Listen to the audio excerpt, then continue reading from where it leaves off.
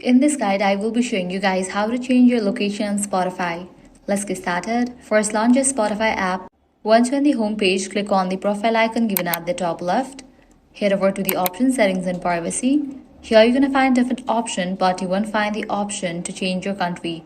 So what you wanna do is launch your preferred browser, navigate to the website spotify.com, provide your account credentials and log into your account. After you log in, click on this gear icon, click on view account option. Click on the option Edit Personal Info.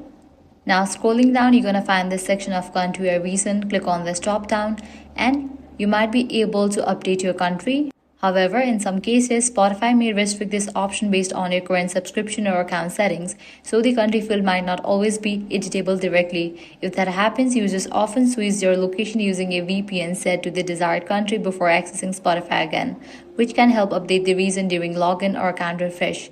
Once you have made the changes, make sure to save your settings and refresh the page to confirm the update. That's it. This way you are able to update location on Spotify. If this guide helped you out, do not forget to like, share and subscribe.